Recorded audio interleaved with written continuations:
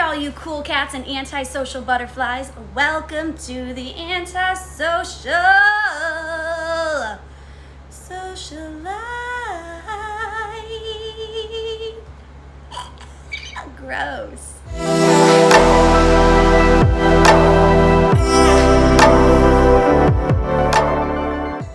Alright, so if you guys don't know, Sarah Jessica Parker is like one of my ultimate idols. I am obsessed with her.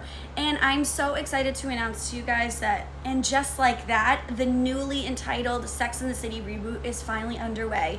So the three amigos, Sa and Samantha, have actually reposted it on their Instagrams recently, the script for episode number 1, and I could not be more excited because I would watch Sex and the City all growing up, through high school into college, and even my freshman roommate, she was dating this kid that went to Northeastern, which was like a few blocks down from us, and he and his roommates literally bought HBO cable package so we could go down there and literally watch the series finale.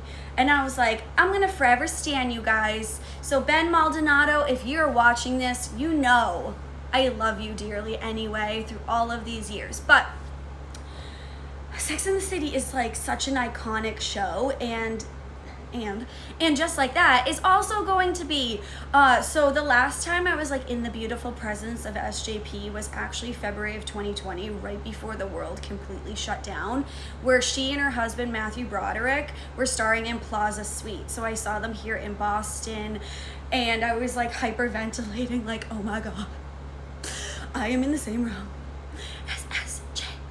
It was like so magical. Like I picked out a whole outfit. I was like stressing, like if I ever saw her and I was gonna take a picture with her, I wanted to look good. Like, does anybody else do that, or am I the only weirdo? But no, I idolize her, and it seems like Kim Cattrall and Sarah Jessica Parker have had some off-screen beef, which is why Kim is deciding not to be part of the relaunch.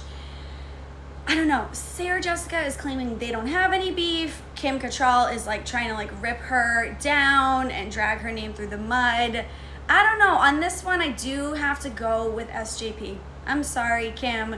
Some of the stuff you say may or may not be true. I don't know, but I just feel like her temperament is like super chill, so I don't know. But what is Samantha gonna do now that she's not in the show? She's gonna be like a 60-something-year-old hoe all around New York City without her friends? Bad luck on your part, Samantha.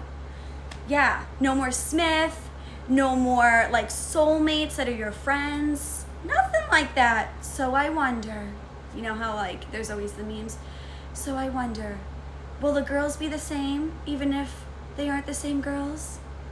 We must find out.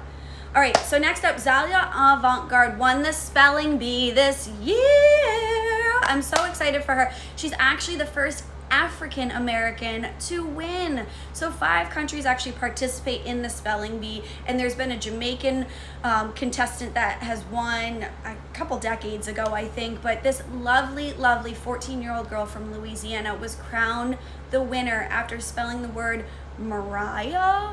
Muriel. I didn't even bother to look it up before I started recording this, which I guess is a tree, a citrus tree, in fact. But I ended up looking her up quickly just to get some facts about her on Google, and take a look at what Google did, you know, as tribute to our new spelling bee champion.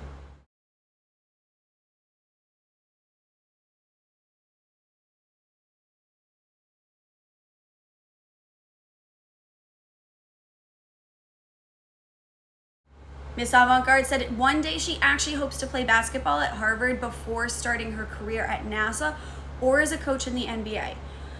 But she also said that she wants to pursue possibly a career in neuroscience or gene editing.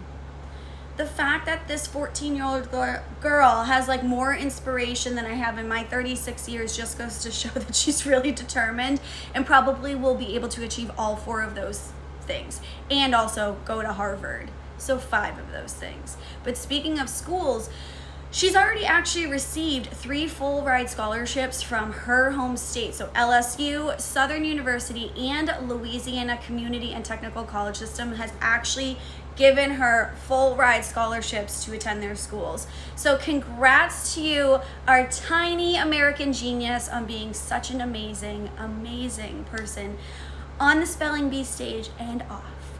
All right, so next up, off stage, outer space, all this shit. Richard Branson is the first billionaire to make it to space. You know, like, he doesn't have anything else to do better with his money. I mean, he owns mad companies, owns his own island. You know, maybe the next thing he should do is be taxed properly. That would be the right thing to do. Richard Dick Branson. I'm going to start calling you that. But Richard Branson, Jeff Bezos, and Elon Musk have literally all had their own like tug on your own penis war in hopes of being the first billionaire in space. And it's so aggy because I'm like, you guys literally make like thousands of dollars per second. And all I'm trying to do is be a stay-at-home daughter, and I can't even like, you know, explore my own dream because you guys aren't being taxed properly. Like, come on, give us this a chance. No, I actually was a stay-at-home daughter for like 5 months between jobs, and it was so glorious. I want to do it again, guys. I want to do it again. But no, honestly, we need to focus on climate change and, you know, being able to feed and house all the citizens, not only of our country, but our world, and give them free, clean water, renewable energy, you know, all of the things that are going to keep planet Earth alive way after we're gone. But no, we're going to have 3 billionaires literally decide, oh, let's build my own spaceship and go off into outer space. Good. I hope the space food sucks. I hope that your hair falls out, and I hope that your body's like all like withered and like starting to decompose, and rigor mortis is setting in by the time you get back to Earth. That's my hope for you if you guys are going to be like ruthless, selfish pricks. I don't know. What else do I want to talk about today? I don't know. Dirty John. I told you guys last week. Dirty John. I finished watching it. And guess what? I wrote about DJ, Dirty John, being a psycho. Maybe I have to spell it out. I don't know. But I wrote that like it's so stupid that that the court system is just so lax on restraining orders. And I was like, no, he's definitely dangerous and a psycho. And guess what? Instagram totally like suspended me for days for writing factual things. And then it said I had no violations. I'm like, so you're super over censoring what I say on here, but yet maybe if I were in a G-string bikini and like posing like spread eagle, maybe you guys would let me keep that statement maybe as a caption or something because sex sells. But like, you know, riding hardcore for victims of like psychos, it's not. I don't know. Drop in the comments, have you guys ever been violated by this violation? Like, there's literally, hold on, no, I'm not even done, but you got to drop in the comments what you think. But there's literally people out there that still think that Trumpkin won the MF election. Okay? We're talking like 9 months ago. At this point, we could have had a baby by now, right? And we could have found out who's the father, Joe Biden or Donald Trump.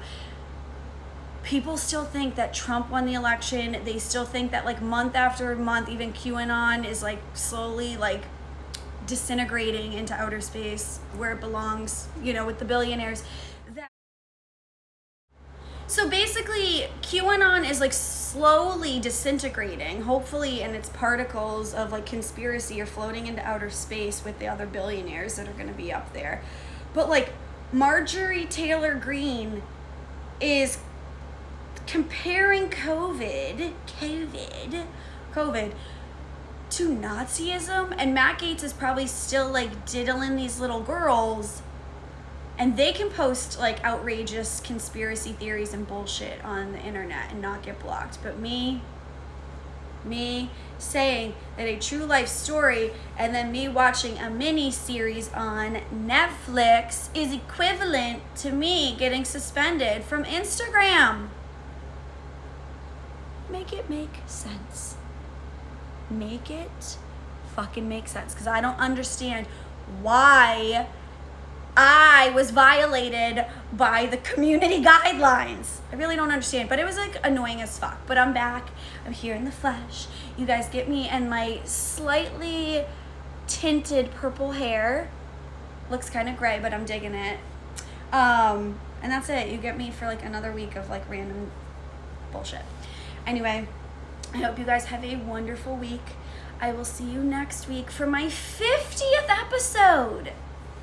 I feel like I have to be like Oprah and do something big. I don't know what I'm gonna give away, probably nothing, but like tune in, right? So let me drop my Supreme Meme of the Week. And I hope you guys have a glorious day, but make sure to like, comment, subscribe, all that stuff. Go to YouTube and watch it again. Watch this always on IGTV. Comment, share with a friend and a friend of a friend of a friend of a friend and your mother and whoever you want. All right, I'll see you guys next week.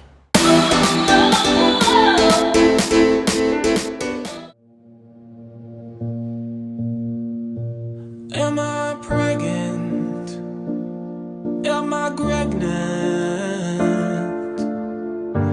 Is there a possibility that I'm pregnant? Could I be pregnant? Am I pregnant? 38 plus 2 weeks. Pregnant, Dangerous pregnant sex. Will it hurt, baby? Top of his head. Can you down a 24 water slide peg night? I think my dog is pregnant.